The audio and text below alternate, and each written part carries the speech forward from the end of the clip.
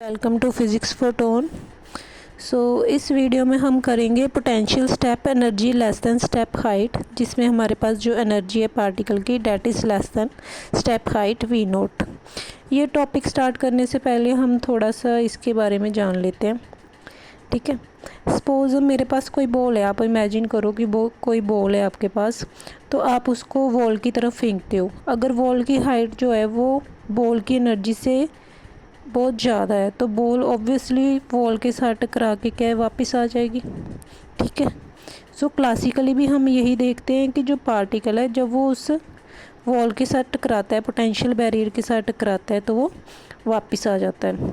But quantum mechanically क्या होता है कि क्वांटम व्यू से अगर हम देखें, वो क्या कहता है कि जो बॉल इसके साथ स्ट्राइक की है वो इस वॉल को क्रॉस करके फॉरबिडन एनर्जी को क्रॉस करके भी जा सकती है। ठीक है, तो ये सिर्फ क्वांटम मैकेनिकली प्रूव हो सकता है, क्योंकि यहाँ पे टनलिंग होगी, हम शो करेंगे।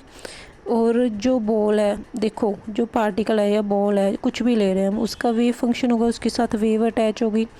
जो पार्टिकल है वो तो वापस आ जाता है, बट उसकी जो वेव फंक्शन है वो इसको पेनिट्रेट कर जाता है। और कितना पेनिट्रेट करते हैं, पेनिट्रेशन डेप्थ हमारे पास एक आती है, उतना इसके अंदर क्या करता है, इस फॉरबिडन एनर्जी में पेनिट्रेट कर सकता है क्वांटम मैकेनिकली। इसी को हम देखेंगे। ठीक है, उससे पहले हम ये जान लेते हैं। देखो ये हमारे पास क्या है, पोटेंशियल बैरियर है at x is equal to 0। यहाँ पे पार्टिकल के ऊपर फोर्स लगेगी, और ये जो पोटेंशियल बैरियर है इसकी हाइट कितनी है, वी नोट।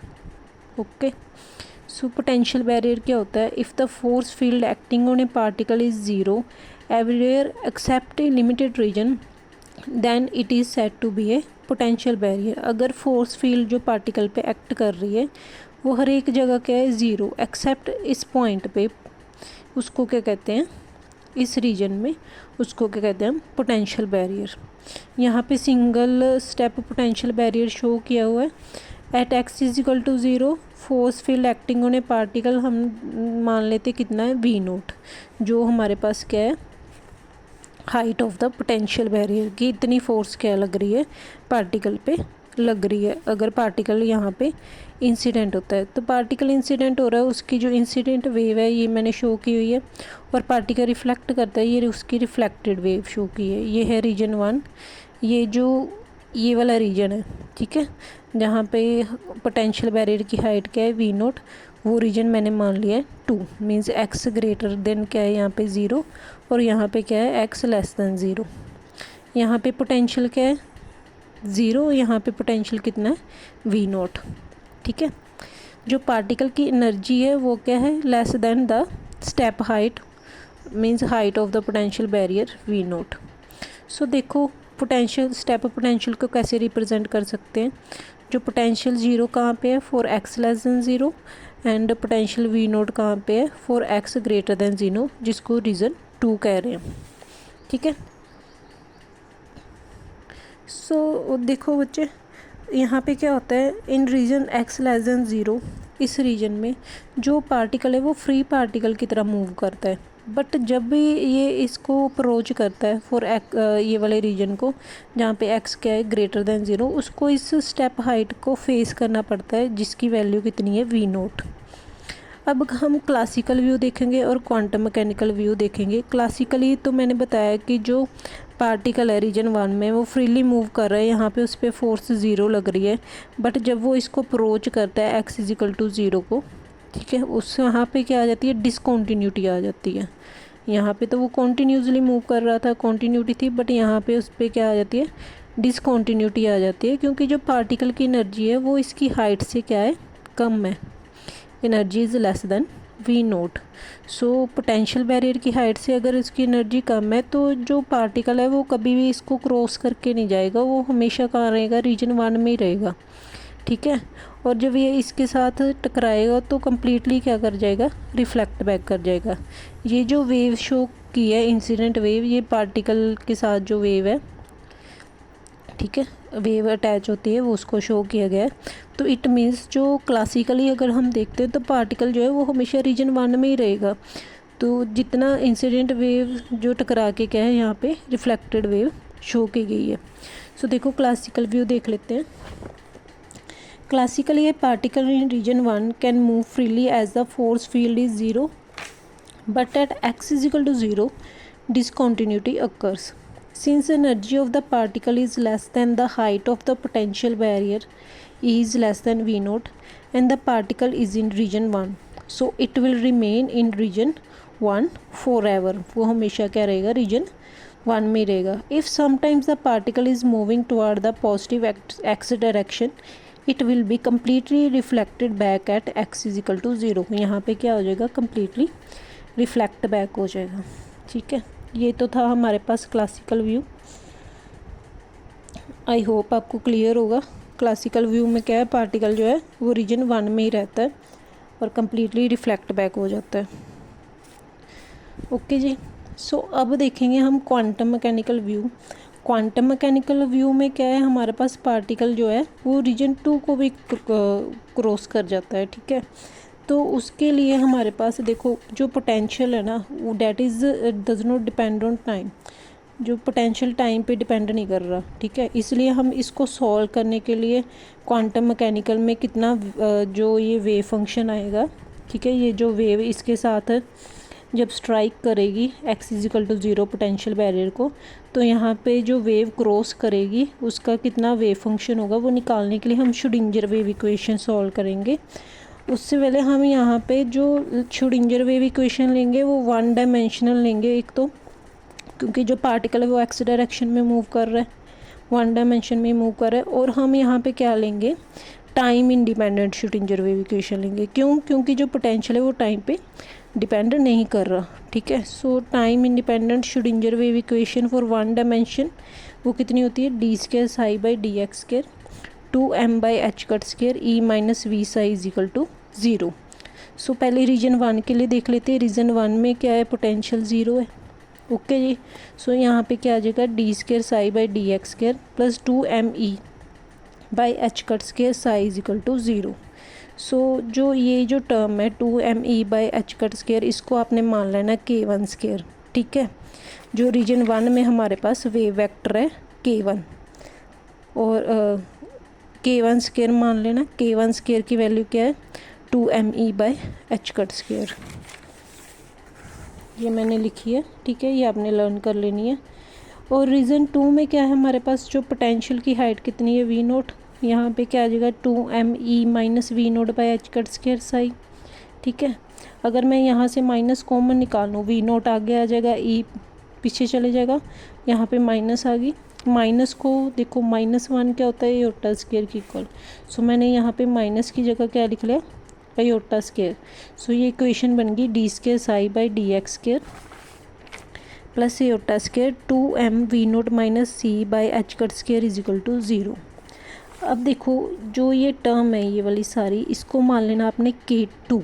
ठीक है, रीजन 2 में जो वेव वेक्टर है k2. ठीक है, यहाँ पे एयोटा का भी स्क्वायर है, इस दोनों को इकट्ठा करके लिख देना एयोटा k2 स्क्वायर.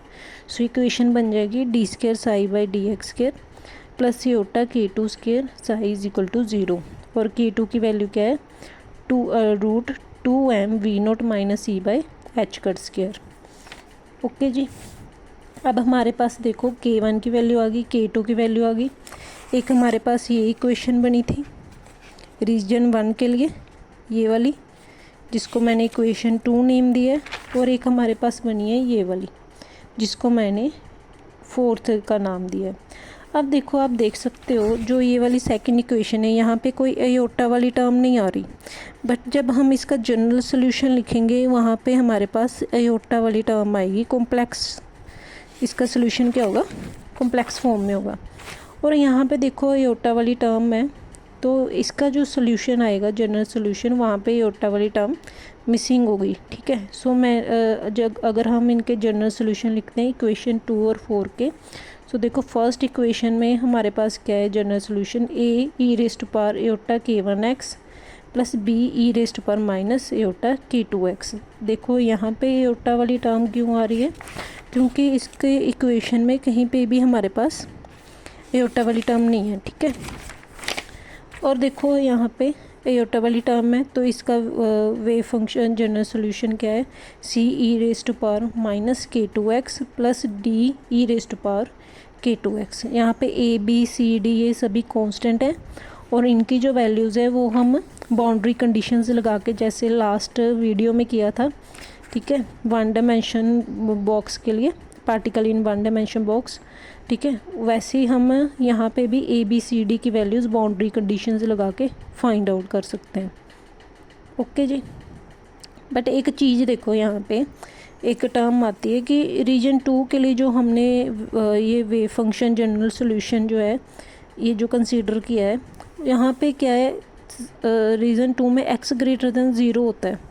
अगर x ग्रेटर देन 0 होता है, अगर आप यहाँ पे पुट करोगे 0 x की जगह, तो ये टर्म जो है D E raise to power x greater than 0 है, ठीक है, 0 नहीं पुट करेंगे, x ग्रेटर देन 0 है, तो मतलब ये वाली टर्म जो है वो बहुत ज़्यादा रैपिडली इंक्रीज़ होगी, ठीक है ना, क्योंकि अगर x इन्फिनिटी को अप्रोच करेगा, ये भी क्या है, इन्फिनिटी को अप्रोच करेगी, तो इट मीन्स ये बाउंड्री कंडीशंस को वोलेट कर देगी, ठीक है, क्योंकि जो वेव फंक्शन है ना, जो सोल्यूशन है वो हमारे पास फाइनाइट होना चाहिए।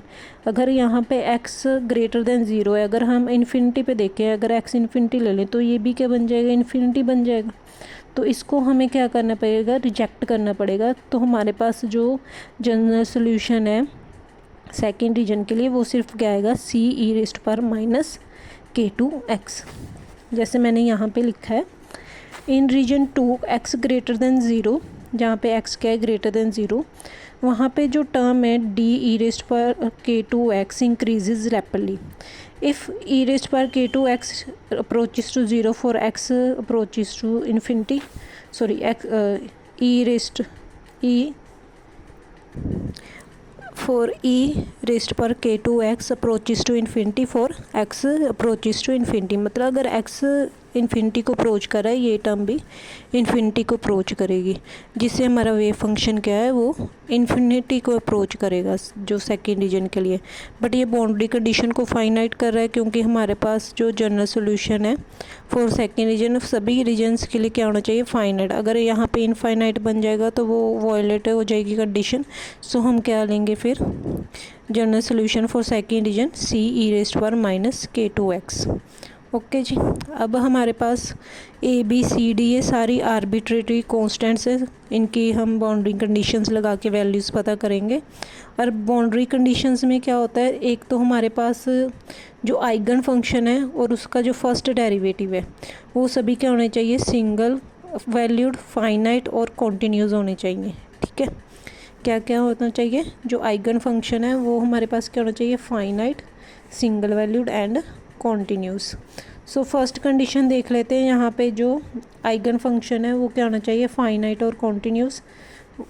जो साई है it must be finite and continuous at x is equal to 0। ये हमारे पास बाउंड्री कंडीशन है ना, एक्स इजिकल टू 0 बाउंड्री पे हमारे पास क्या है, जो साई है वो क्या होना चाहिए, फाइनाइट।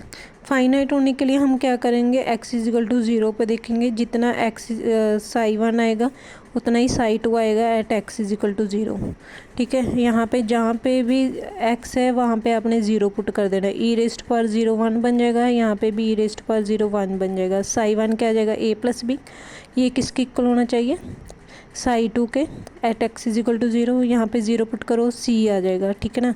ये वाली टर्म को तो हम कंसीडर कर ही नहीं रहे हैं। ओके जी। सो हमारे पास क्या बन जाएगा फिर, a plus B is equal to सी।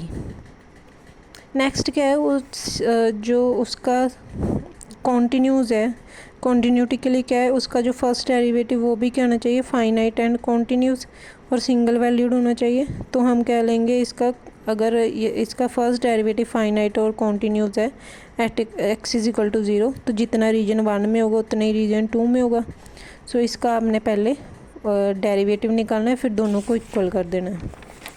सो देखो, जब डेरिवेटिव निकालोगे तो क्या आ जाएगा, ये एओटा k1 वाली टर्म आगे आ जाएगी, ठीक है जी, एओटा k1 a, यहाँ पे माइनस एओटा k1 वाली टर्म आगे आ जाएगी, और ओके जी, iota k1 a minus b आ गया, इज इक्वल टू, यहाँ पे जो टर्म है -k2 ये आगे आ जाएगी -k2c, और यहाँ पे हम x क्या पुट कर देंगे 0। जब 0 पुट करेंगे तो एक्सपोनेंशियल वाली टर्म तो 1 हो जाएगी, ठीक है।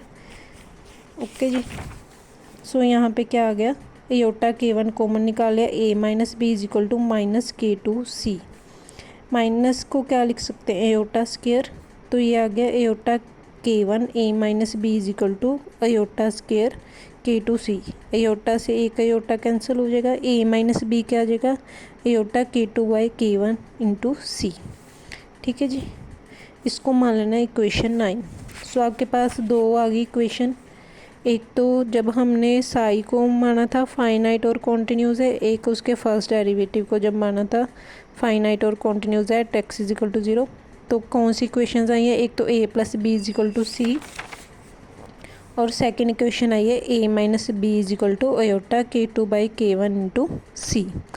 अब आपने a और b की वैल्यूज़ निकालनी है, इन दोनों को प्लस माइनस करके, ठीक है। कैसे निकालेंगे देखो, एक तो हमारे पास इक्वेशन आई है a plus B is equal to C, एक आई है a minus B is equal to iota k2/k1 into C. दोनों को ऐड कर दो। सो हमारे पास क्या है, 2a आ जाएगा, c कॉमन आ गया, 1 प्लस एयोटा k2/k1। ओके जी। अगर हम इनको सब्ट्रैक्ट कर दें, सो a क्या आ जाएगा, c/2, 1 plus aorta k2/k1। Next हम क्या करेंगे, इनको सब्ट्रैक्ट कर देंगे। a प्लस बी किसके इक्वल था, c के, a माइनस बी किसके इक्वल था, एयोटा k2/k1 इंटू सी के। अब इनको माइनस कर दो, माइनस ये माइनस क्या हो जाएगा, प्लस ये माइनस, ये कैंसिल आउट हो गया, b plus B 2b, c common आ गया, 1 माइनस एयोटा k2/k1, और ये 2 उधर चले जाएगा, c/2 बन जाएगा। सो हमारे पास a और b की वैल्यूज़ आ जाएंगी। सो a और b की वैल्यूज़ क्या आएंगी, a की वैल्यू आएगी c/2, 1 प्लस यहाँ पे प्लस आ जाएगा एयोटा k2/k1, और b की वैल्यू आ जाएगी c/2, 1 माइनस एयोटा k2/k1। सो ये हमारे पास वैल्यूज़ आ गई हैं a और b की, ठीक है जी। ये आपने इक्वेशन 6 में पुट कर देनी है, a और b की वैल्यूज़, यहाँ पे a और b की वैल्यूज़ जब यहाँ पे पुट करोगे आपके पास फर्स्ट रीजन का फंक्शन आ जाएगा, कितना आएगा, c/2, a की वैल्यू पुट कर दी, 1 प्लस एयोटा k2/k1 ई रेस्ट पर एयोटा k2x, b की वैल्यू पुट कर दी है, c/2, 1 माइनस एयोटा k2/k1 ई रेस्ट पर माइनस एयोटा k2x। सो ये है हमारे पास इक्वेशन 7। यहाँ पे जो ये फर्स्ट टर्म है, ठीक है ना, ये इंसिडेंट वेव को रिप्रेजेंट कर रही है, और जो सेकंड वेव है यहाँ पे देखो k2 है ना, तो ये रिफ्लेक्टेड वेव को क्या कर रही है, रिप्रेजेंट कर रही है। ओके जी। और हमारे पास रीजन सेकंड के लिए वेव फंक्शन क्या है, c ई रेस्ट पर माइनस k2x। सो ये हमारे पास क्या है, इंसिडेंट वेव का वेव फंक्शन, और ये क्या है, रिफ्लेक्टेड वेव का wave function.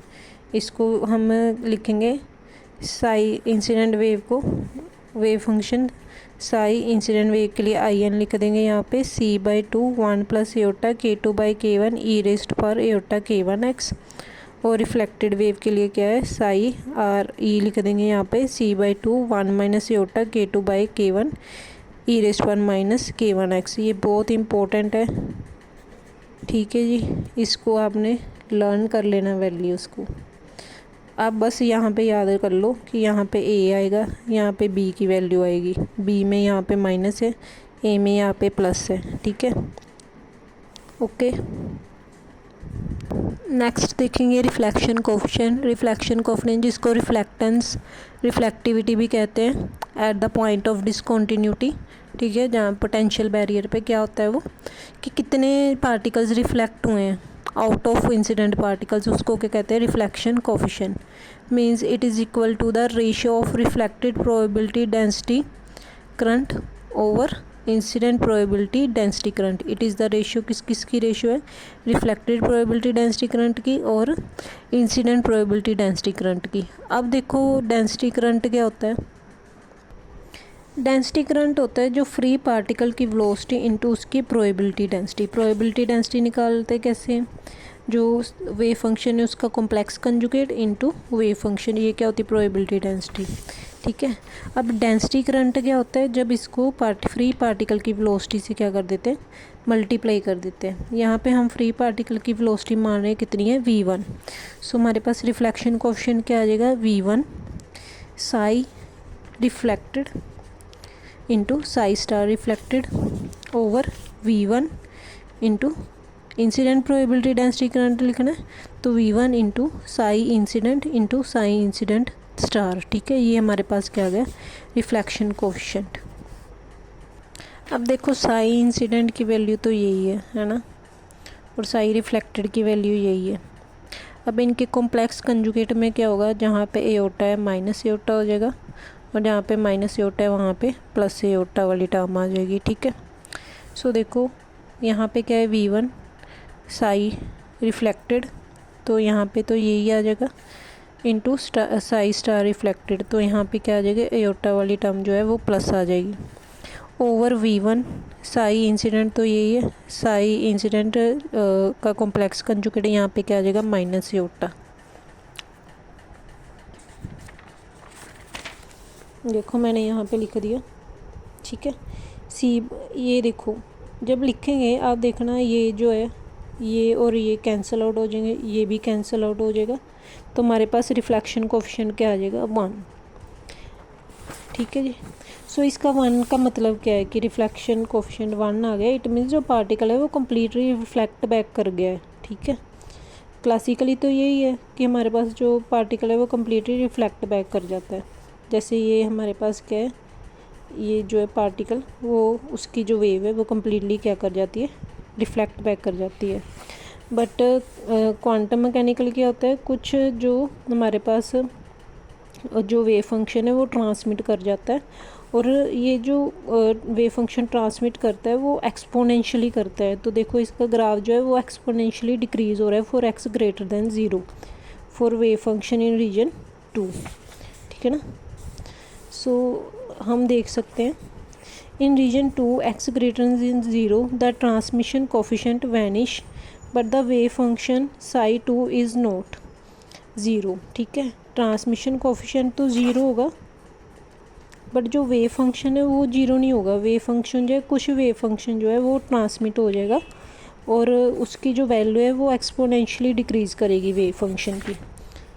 Okay, so it means यहाँ पे पार्टिकल होने की कुछ फाइनाइट प्रोबेबिलिटी है। अगर वेव फंक्शन हमारे पास 0 नहीं है, ट्रांसमिशन कोफिशिएंट 0 है, ठीक है, बट जो वेव फंक्शन है उसकी कुछ फाइनाइट प्रोबेबिलिटी है कि वो यहाँ पे हो सकता है, क्योंकि जो वेव है वो पास कर रही है और वो एक्सपोनेंशियली डिक्रीज़ कर रही है for x greater than 0 for region 2। So यही तो हमने प्रूव करना था कि क्वांटम मैकेनिकली पार्टिकल की यहाँ होने की प्रोबेबिलिटी है कि पार्टिकल यहाँ पे मिल सकता है। ठीक है जी, और कितना इसको क्रॉस करेगा वो कैसे बताते हैं हम, पेनिट्रेशन डेप्थ थे, कितना डिस्टेंस यहाँ पे पार्टिकल इसके अंदर हो सकता है, कितने डिस्टेंस पे हो सकता है, वो पेनिट्रेशन डेप्थ से हम कैलकुलेट करते हैं। वो किसके इक्वल होता है, 1/k के। ठीक है, सो हमारे पास in order to observe the particle in the region x greater than 0 it must be localized within a distance. कितना डिस्टेंस होना चाहिए, that is equal to the penetration depth, और कितना होनी चाहिए पेनिट्रेशन डेप्थ 1/k। यहाँ पे k2 लेंगे, ठीक है, क्योंकि रीजन 2 के लिए क्या है k2। सो हमारे पास क्या है, वहाँ पे मोमेंटम भी होगा। मोमेंटम जो अनसर्टेनिटी वो हम निकाल सकते हैं, वो कैसे होती है, by uncertainty principle. So uncertainty in momentum greater than equal to h cut by uncertainty in position, and uncertainty in position क्या है 1/k2, वो ऊपर जाके क्या हो जाएगा k2 h कट। k2 की वैल्यू क्या है 2, k2 h कट की वैल्यू क्या है 2m√v0 माइनस e। ठीक है, सो आई होप आपको ये क्लियर होगा।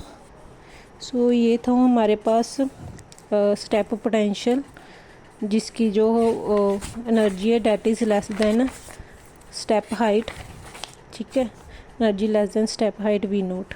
सो आपने लर्न क्या क्या करना है, एक तो ये आपने डायग्राम देख लेनी है और ये पोटेंशियल की वैल्यूज़, यहाँ पे क्या होती है 0 और यहाँ पे क्या होती है वी नोट।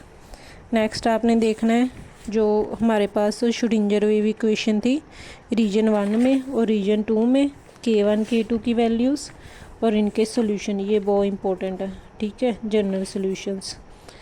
ओके, सो जनरल सॉल्यूशन आपने देखना है कि यहाँ पे योटा वाली टर्म है, यहाँ पे ये तो वैनिश आउट हो जाएगा, इसको रिजेक्ट कर देना है, तो हमारे पास psi2 की वैल्यू ये आएगी CE⁻−K2x। फिर बाउंड्री कंडीशंस लगा के ए बी की वैल्यूज़ आपने जब फाइंड कर लेनी है, ये भी आपने देख लेनी है, ये भी इम्पोर्टेंट है, ए और बी की वैल्यूज़।